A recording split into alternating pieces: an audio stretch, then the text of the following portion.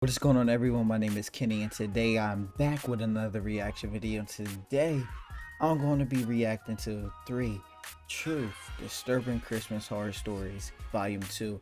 This video just came out today, so we're going to get started with this reaction. Hopefully it's not that scary, man, because it's Christmas time, man. It's Christmas. But anyway, before I get started, hit that like button and subscribe button. Look at all these social medias that you guys can go follow. Anyway, let's get into the video. A few years ago now, I was fresh out of college and I moved back into my parents' house for the free food and rent while I looked for a long-term job. My parents lived in a very rural area. They were a good 60 miles from the nearest city, but I of course didn't have any other option. Summer quickly turned to winter with no luck on a new job. I was getting sick of staying at my parents all day long, so I took up a part-time job as a night security guard for a small construction site. It would only be temporary, just until I could find a job that's actually related to my field of study. The man who was in charge of the construction site was a family friend. His name was Rob. I didn't really see why he needed night security, seeing as we were in a very rural area where the crime rate is essentially non-existent. A part of me thinks he just offered the job out of pity. Either way, I took it. It didn't pay well, but like I said before, it got me out of the house. I remember it was Christmas Eve. I was scheduled to work a night shift leading into Christmas morning. All I ever really did for that job was sit in one of the construction trailers, just to keep watch on things, I guess. I'll be honest, I usually brought my DS and just played that all night. I mean, I didn't really have any set tasks I needed to get done or anything. Up until that point, the most that had ever happened was a family of deer walking around outside the window, or sometimes I'd see a set of animal tracks in the snow. It had been snowing pretty hard this night. A few inches had accumulated on the ground. Something I should mention is the nearest occupied house was a good mile down the road. The actual small road leading up to the construction site was all it ever led to. For someone to travel up this road meant that without a doubt they were there for the construction site. In other words, there was nothing else up here and therefore no other reason for someone to be here. All of this made what I then saw outside, I guess just downright disturbing is the best way I could describe it. I routinely glanced out the window and saw the imprint of a snow angel under a streetlight. If you don't know what a snow angel is, it's basically when you lie on your back in the snow and swing your arms and legs back and forth, leaving what looks like the outline of an angel. This is something that no animal could do. What's more is it looked like a fully grown adult had made the imprint. I went outside to get a better look. I looked around for tracks in the snow and saw a set of them that came straight from the nearby woods, not the road. They led to the snow angel, and then around the back of the construction trailer I was just in. I couldn't get over the fact that I never once heard or saw this person, or even that there was a person out here in the first place. We were in the middle of nowhere on Christmas Eve, now early Christmas morning, and it was well below freezing out while still snowing. My heart rate started picking up at the thought that I wasn't alone out here. All I wanted to do was leave, and so I got in my car and started driving off. Now, this next part I'm not particularly proud of. I realized that all the construction workers would see the snow angel when they returned back to work and assume that I did it. Looking back, that wasn't a big deal, but back then I worried they might make fun of me for it. I seriously started turning back around just so that I could kick up the snow around the snow angel to get rid of it. As the construction trailer came back into view, I noticed a figure standing at the front door. He was wearing all black with a ski mask on. He had his back to me with his hand on the doorknob. Luckily, I had locked the door, but it didn't even look like he was trying to open it. He just stood there, frozen, with his head down. I panicked and stepped on the gas to turn back around. On my way back home, I left Rob a voice message explaining what I had just seen. Rob later said how he went out to the construction site as soon as he woke up and listened to my message. When he got there, there was nothing to see. Nothing was stolen, and what was left of the snow angel and footprints had been covered by more falling snow.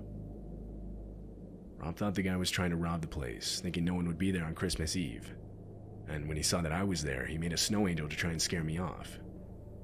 But what I don't understand is then why didn't the guy rob the place when I left?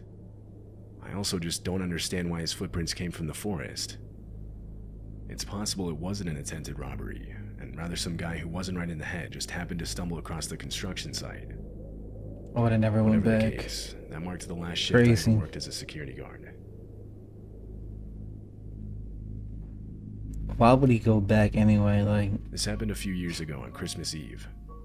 I was 24 years old, and because of my financial situation at the time, I couldn't afford to travel and see my family for the holidays. It wasn't all bad though. One of my close friends offered to have me over for a Christmas dinner with his family. It went good. Come around say 7 o'clock and I was getting ready to leave. It had been snowing all night and the roads were getting pretty bad. If I waited any longer, I would have been stuck there. I had to have been one of the only cars out on those roads. I stayed at least a good 15 miles per hour under the speed limit as I made my way down the highway. Not only could I not see much of anything in front of me, but I also wanted to give myself enough time to stop if I needed to. As it turns out, I would need to. Up ahead through the snowflakes, I could make out a set of brake lights. As I got closer, I realized the car was completely stopped in the middle of the road. I honestly was just going to drive around it without giving it a second thought, but for whatever reason, traffic cones were placed next to the car, blocking me from doing so. I couldn't really drive off the road to get around it because both sides of the highway were slanted downward and covered in snow. I didn't want to get stuck. I slowed down as I got closer, and that's when I noticed an arm waving outside the driver's side window. My first thought was the guy's car had broken down in the weather and he needed help. Although I wasn't so quick to believe this. I've seen enough true crime documentaries to be skeptical. I knew the second I got out of my car to help this guy, I was vulnerable. But the other part of me worried this man's car really did break down on him on this remote highway. And if that were the case, the obvious right thing to do would be to give him a ride, especially considering the cold weather and how little traffic came through here. I inched closer as I was deciding what I wanted to do. Finally, I got close enough to the back of the car where I had to stop. I was still thinking. I did not want to get out of my car. The next few seconds happened in what felt like the blink of an eye. Without warning, the trunk of the car popped open and two armed men got out. They had winter clothes on and were wearing masks to cover their faces. They started screaming at me to get out of my car as they pointed their weapons in my direction. Without even thinking of the consequences, I put the accelerator to the floor, my heart pounding in my chest. I went around the car and drove over the traffic cones. I looked in my rearview mirror and saw them rush to get back inside their car. For a second, I thought they were going to follow me, and they might have tried, but I was going as fast as I could. I lost their headlights pretty quickly. I probably broke every law for speeding that night, which was made even worse with the driving conditions of the road, but I needed to create as much distance as I possibly could. I focused on getting away for about 5 minutes, until I called the police and told them about the car and the armed men. I never heard back from them. Honestly, a part of me thinks they never even looked into it because of the poor driving conditions, but I can't prove this, so I obviously don't know. If I had to guess, I think the men were only trying to rob people. I think they were taking advantage of the inactive Christmas Eve roads, robbing people who were most likely carrying valuables in the form of Christmas presents. Although, I've since talked to some of my family members about this, and they think the men had much worse intentions. bro, I'm not sad. See, that's why I can't stop for a This lot of happened to people. me when I was 8 years old. I don't remember all the details, but I recently asked my mom about it, and she helped me fill in some of the parts I didn't remember. It was a few days before Christmas, and my mom was taking my older sister and I to the store to get Christmas presents for our extended family. I think it was around 6 p.m. at night. I'm not exactly sure, but it was dark outside, I know that. Being that I was only 8, I got bored pretty quickly. It took maybe 15 minutes after entering a store for me to lose patience. While inside one of the stores, I remember sneaking away from my mom and sister to go off and do my own thing. Since it was almost Christmas, a lot of the bushes and trees outside were covered in Christmas lights. I began to wander over to the window to get a better look, and eventually, unknown to my mom, I left the store to go outside and see them up close. I remember standing right next to one of the bushes, admiring the lights and their different colors. Might popped At out. some point, I heard a man's voice from behind me saying hi. No. I turned around and looked up to see a grimy, what I now assumed to be homeless man in a rough-looking Santa costume. He pulled down his fake white beard to his chin and repeated himself. I kinda just stood there in awe before I finally said hi back. He asked me if I was looking at the lights, and I told him that I was and that I thought they looked cool. He then said, and I'll never forget his exact words, "If you like Christmas lights, you want to see the ones at my house. Here, follow me, I'll show you." He reached down to grab my hand. I excitedly grabbed it and started walking with him. We made it maybe 15 yards out from the front of the store when the bell indicating the store door had opened chimed out, followed by a scream. It was my mom. I immediately felt the man's hand leave mine, and as I looked in his direction, I saw him full-on sprinting away from us without saying a single word. My mom ran over to me and practically dragged me back inside with tears forming in her eyes. It took me a few years to fully understand the danger I was in that night.